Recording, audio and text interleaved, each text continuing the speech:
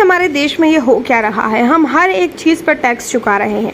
हमारे देश में सुई से लेकर एरोप्लेन खरीदने तक हर चीज़ पे लगातार टैक्स है। अगर हम सुई पर 18% टैक्स दे रहे हैं तो एरोप्लेन पर हमें सिर्फ 3% का टैक्स देना होता है। यानी कि अमीर लोगों को ज़्यादा फ़ायदा है और गरीब लोग जो है 1 रुपये में से लगातार सरकार को 18 पैसे दे। दोस्तों, बहुत बुरी चीज़ हो रही है अभी हमारे देश में। हमारे देश की अर्थव्यवस्था इतनी बुरी तरीके से हिली हुई है कि लगातार हमारे देश पर अब लगातार 1500 करोड़ से ज़्यादा का कर्जा हो चुका है। लगातार हमारे देश की जो आर्थिक व्यवस्था है, जो जीडीपी है, वो गिरती जा रही है और हमारे देश में हिंदू मुसलमान हो रहा है। हमारे देश में लगातार हिंदू ना मुस्लिम को देखना चाह रहे हैं, ना मुस्लिम हिंदू को देखना चाह रहे हैं। हमारे देश की जो अभी हालत है वो बद से बदतर हो चुकी है। लगातार हमारे देश की हालत पाकिस्तानियों से भी ज़्यादा बुरी हो चुकी है। ये मैं कहना नहीं चाहती हूँ, पर मुझे कहना पड़ रहा है क्योंकि हमारे देश में जो अभी राज कर रहे हैं, जो लोग हमारे देश के पॉलिटिक्स में जो लोग हैं अभी, जो हमारे देश को चला रहे हैं, उन लोगों ने हमारे देश की हालत इतनी ज़्यादा ख़राब कर रखी है कि देश में अभी अगर सड़क पे कोई हिंदू महिला जा रही है तो उसे छेड़ने के लिए 4 मुस्लिम इंसान आ जाते हैं, मुस्लिम लड़के आ जाते हैं। अगर वहीं कोई बुरखे वाली लड़की, कोई मुस्लिम लड़की जो आती है तो उसे छेड़ने के लिए 4 हिंदू लड़के आ जाते हैं, ये कहकर कि ये हमारे धर्म की नहीं है, ऐसे में हम इसकी इज्जत नहीं करेंगे। हालांकि आपको बता दें कि ये सभी चीज़ों में लोगों की गलती कोई नहीं है, क्योंकि ये सभी चीज़ें जो है हमारे देश का पॉलिटिक्स करवा रहा है। दोस्तों, अभी कश्मीर में जो लोग इस दुनिया को छोड़ कर गए हैं, जो 27 लोग इस दुनिया को छोड़ कर गए हैं, उनके ऊपर लगातार अब मुसलमानों को ब्लेम किया जा रहा है, इंडियन मुस्लिम को ब्लेम किया जा रहा है, ये कहकर कि वो अब्दुल था और ये भी अब्दुल है, वो भी आतंकवादी था और ये भी आतंकवादी है। दोस्तों, ये बहुत बुरी चीज़ है। हालांकि इस पर अब हिंदू जो 80% हिंदू हैं वो अब लगातार हमारे देश के श्री महान नेता प्रधानमंत्री नरेंद्र मोदी जी से कोई सवाल नहीं कर रहा है कि आखिर बॉर्डर पार करके 7 किलोमीटर अंदर, जी हाँ दोस्तों, बॉर्डर पार करने के बाद 300 किलोमीटर अंदर आने के बाद आखिर किस तरीके से 27 लोगों को इस दुनिया से अलविदा कहलवा दिया उन टेररिस्टों ने, उन आतंकवादियों ने। और आखिर 300 किलोमीटर पार करके 27 मिनट, जी हाँ दोस्तों, 27 से 30 मिनट तक फायरिंग हुई थी और इसके बावजूद वहाँ पर कोई भी ऐसा सैनिक नहीं था जो कि उन लोगों की मदद कर सके। वहाँ पे जो लोग रह रहे थे, जो वहाँ के निवासी थे, उन लोगों ने मदद करी है। दोस्तों, अभी हमारे देश की मीडिया इतनी ज़्यादा बुरी हो चुकी है, जिस तरीके से मोदी मीडिया जो है लगातार एक के बाद एक मुस्लिम को ही टारगेट कर रही है। ये मीडिया वाले नहीं पूछ रहे हैं कि आखिर हमारे देश के अंदर ये आतंकवादी आए कैसे, बल्कि उनका सवाल ये है कि उन्होंने पूछा, धर्म पूछ कर मारा। चलो, मान लिया कि धर्म पूछकर उन्होंने मारा है। मेरा सवाल ये है मीडिया से कि आखिर आप सरकार से सवाल क्यों नहीं कर रहे हो? आखिर आम जनता जो सरकार से सवाल क्यों नहीं कर रही है कि आखिर 300 किलोमीटर अंदर आकर, बॉर्डर के 300 किलोमीटर अंदर आकर, दोस्तों ये छोटी चीज़ नहीं है, उन्हें लगभग 3-4 घंटे लगे होंगे बॉर्डर के अंदर आकर। उन लोगों ने लगभग 30 मिनट तक फायरिंग की, 27 लोगों की जान गई और उसके बाद वो लगातार इस देश से चले भी जाते हैं और वहाँ पर कोई पुलिसकर्मी नहीं आता है, कोई सुरक्षा बल नहीं आता है। वो बॉर्डर है, वो इतनी ज़्यादा सेंसिटिव इलाका है, हर किसी को पता है कि वहाँ पर कुछ ना कुछ चीज़ें होती रहती हैं और इसके बावजूद वहाँ से 2 लाख जो फौजी हैं उन्हें वहाँ से हटाया गया है। दोस्तों, ये छोटी चीज़ नहीं है। लगातार वहाँ जो चेक नाके थे उनसे लगातार वहाँ से फौजियों को हटा दिया गया था। आखिर ऐसा क्यों? क्या पैसे ये बचा कर हम क्या करेंगे? क्या हम सड़कें बनवा रहे हैं पैसे बचा कर? नहीं। क्या हम अस्पताल बनवा रहे हैं? नहीं। क्या हम स्कूल बनवा रहे हैं? नहीं। तो आखिर ये पैसे जा कहाँ रहे हैं? तो मेरा सीधा सवाल जो है वो मोदी जी से है कि आखिर हमला हुआ, आखिर अब तक आतंकवादी जो है वो पकड़े क्यों नहीं गए? क्योंकि उनकी स्केच भी हमारे पास है। लोगों ने, वहाँ के जो स्थानीय लोग थे, जो वहाँ पे टूरिस्ट पहुँचे थे, उन लोगों की मदद से स्केच भी बनवाए जा चुके हैं। तो आखिर हमने अब तक उन्हें पकड़ा क्यों नहीं है? अगर उन्हें 4 घंटे लगते बॉर्डर पार करने में वापस, और पुलिस कर्मियों को जो है 1 घंटे में पता लग चुका था कि देश में आतंकवादी घुसे हैं, तो आखिर बॉर्डर पर तैनात सैनिक को आतंकवादियों को रोकने में आखिर कामयाब क्यों नहीं हुए? आखिर वो हमारे बॉर्डर को क्रॉस करके वापस अपने देश कैसे चले गए?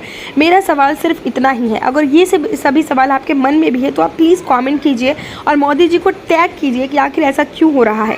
दोस्तों, हमारे देश की अभी जो युवा है वो इतनी ज़्यादा गुमराह हो चुकी है, इतनी ज़्यादा उन्हें ब्रेन वॉश किया गया है कि हमारे देश के युवाओं को अभी कुछ भी नहीं दिख रहा है कि हमारे देश में अभी क्या हो रहा है। उन्हें बस ये करना है कि हमें मस्जिद चाहिए और हमें मंदिर चाहिए। दोस्तों, वक्फ बोर्ड की जो संपत्ति थी उसको लेकर लगातार मुस्लिम युवा जो हैं वो लगातार प्रोटेस्ट कर रहे हैं और हिंदू युवाओं को ये लग रहा है कि अब्दुल ने आखिर मारा कैसे, तो हम अपने देश के अब्दुल को मारेंगे। दोस्तों, जो हमारे देश के मुस्लिम लोगों ने जिस तरीके से मदद करी है, वहाँ पे जो टूरिस्ट पहुँचे थे उन लोगों की जिस तरीके से उन्होंने खाना पीना रहना, और यहाँ तक कि उन लोगों ने अपने पैसों से लोगों को ट्रैवल करवा कर उनके घर भेजा है। और वहीं हम देख रहे हैं अडानी, जो कि हमारे मोदी जी के बहनोई लगते हैं, शायद मुझे बहुत ज़्यादा गुस्सा आ रहा है, मोदी जी के शायद बहनोई ही हैं, जो कि इस टाइम पे वो लगातार फ़ायदा उठा रहे हैं इस आपदा का।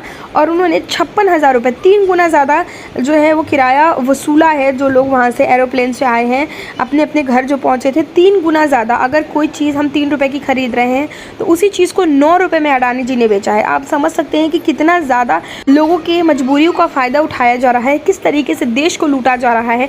पहले कहा जाता था कि अंग्रेज़ लूट कर चले गए, अंग्रेज़ों ने नहीं लूटा।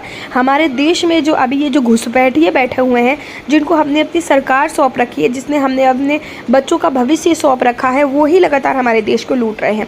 दोस्तों, आपका क्या कहना है? अगर आपको भी लगता है, अगर आप भी यही सोच रहे हैं कि अब्दुल ने 27 लोगों को, वहाँ के लोगों को मारा है, तो आपका सवाल ये भी बनना चाहिए कि आखिर वो अब्दुल वहाँ तक पहुँचा कैसे, आखिर वो आतंकवादी घुसपैठिया वहाँ तक पहुँचा कैसे। ये सभी चीज़ों का सवाल आपको डायरेक्टली जनता को सड़कों पर आकर मोदी जी से पूछना चाहिए। दोस्तों, ये मीडिया अभी नहीं पूछ रही है, जनता नहीं पूछ रही है, और इसी चीज़ का फ़ायदा उठाते हुए मोदी जी अपनी मनमानी कर रहे हैं। दोस्तों, बताया जा रहा है कि जो अभी हम मीडिया के सामने देख रहे हैं, और मोदी जी ने जो एकदम से फैसला लिया है कि चिनाब नदी जो है उसका पानी हम रोक लेंगे और हम पाकिस्तान के अंदर नहीं जाने देंगे, तो आपको एक चीज़ और समझनी पड़ेगी कि हमारे पास इसकी कोई व्यवस्था नहीं है, मोदी जी के पास कोई प्रोजेक्ट नहीं है, मोदी जी के पास कोई आइडिया नहीं है कि आखिर वो पानी रोक कर हमारे देश में आने वाली आपदा को कैसे रोकेंगे। उस पानी को इकट्ठा करके हमारे देश में आखिर उसे कहाँ जमा करना है, कैसे उसका रुख मोड़ना है, इसके बारे में मोदी जी ने कुछ भी नहीं कहा है। और अगर अब भी सोचा जाए तो 25 साल लगेंगे। जी हाँ दोस्तों, कोई नया मॉडल अगर तैयार किया जाता है उस पानी को रोकने के लिए, उस पानी के रुख को बदलने के लिए, तो 25 साल लगेंगे। जी हाँ दोस्तों, ये हमारे देश के जो इंटेलिजेंस हैं उन्होंने जानकारी दी है। और पैसे की तो आप बात ही छोड़ दो, पैसे चाहे कितने भी लगे, पर अगर 25 साल लगते हैं हमें उस पानी को रोक कर उसका रुख मोड़ने के लिए, तो आप समझ सकते हो कि हम कितनी बड़ी गलती कर रहे हैं। और आप लिख कर ले लीजिए कि लगातार हफ्ते 10 दिनों के बाद मोदी जी उस पानी को ज़रूर खोलेंगे, क्योंकि हमारे पास उसकी कोई व्यवस्था नहीं है। हालांकि अपने जो टट्टू हैं, जो अंधभक्त लोग हैं, उनको दिखाने के लिए मोदी जी ने अचानक से निर्णय ले लिया है कि हम इसकी पानी को रोक देंगे, हम पाकिस्तान को पानी नहीं देंगे। पर आपको ये समझना पड़ेगा कि हमारे पास इसका कोई आइडिया नहीं है कि आखिर हम इस पानी के साथ करेंगे क्या। दोस्तों, हाँ, हम सभी को ये समझना चाहिए। दोस्तों, गोदी मीडिया पूरी तरीके से बदल चुकी है, आस्तीन के सांप बन चुके हैं। कहते हैं ना कि अपने घर में पल रहे सांप से इंसान कभी भी बच नहीं सकता है, और यही चीज़ जो हो रहा है हमारे देश के अंदर। जो गोदी मीडिया है, लगातार एक मीडिया बिक चुकी है। ऐसा नहीं कह सकते कि जी न्यूज़, ABP न्यूज़ या आज तक बिक चुकी है तो बाकी सभी न्यूज़ जो है वो देश के हित की बात कर रहे हैं।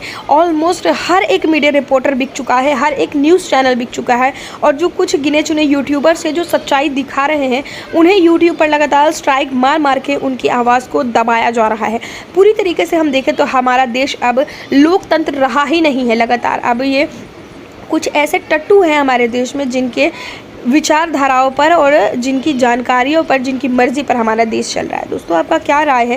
प्लीज़ कमेंट करके मुझे ज़रूर बताइएगा, और इस वीडियो को ज़्यादा से ज़्यादा शेयर कीजिए, लोगों को जागरूक कीजिए कि किसी को भी अगर हम वोट देते हैं, अगर किसी को भी हम सत्ता पर बिठाते हैं, ये लोकतंत्र है। अगर हमें लगता है कि ये चीज़ गलत है तो उस पर हमें आवाज़ उठानी चाहिए। हम मंदिर मस्जिद पर अगर लड़ेंगे तो हमारे देश में मंदिर मस्जिद ही बनेंगे, और हम देख भी नहीं रहे कि मंदिर मस्जिद बन भी नहीं रहे। काफ़ी सारे ऐसे मंदिर पुराने से पुराने 150 साल पुरानी मस्जिदें तोड़ी गई हैं।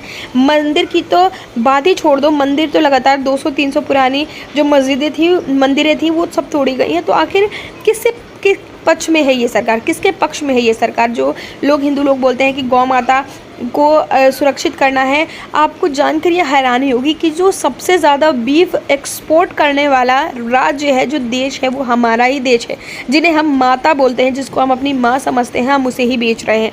दोस्तों, कितनी ज़्यादा घटिया मानसिकता है अभी लोगों के अंदर। प्लीज़ कमेंट ज़रूर कीजिएगा, अपनी राय हमारे साथ शेयर कीजिएगा, क्योंकि मैं चाहती हूँ कि जो इस देश में लोग रह रहे हैं वो ना सिर्फ वेल एजुकेटेड हों, बल्कि उनकी आँखें भी खुलें। दोस्तों, कुछ ऐसे भी लोग हैं जो कि सच्चाई को दिखाने की कोशिश कर रहे हैं, लगातार उनके चैनल्स पर स्ट्राइक आ रहे हैं। हो सकता है इस वीडियो को भी डिलीट किया जाए, तो ज़्यादा से ज़्यादा शेयर कीजिए और कमेंट में अपनी राय हमारे साथ शेयर ज़रूर कर दीजिएगा। दोस्तों, हमारे देश की युवाओं को ये समझना पड़ेगा कि आने वाला फ्यूचर जो है वो अब अंधकार में जा चुका है।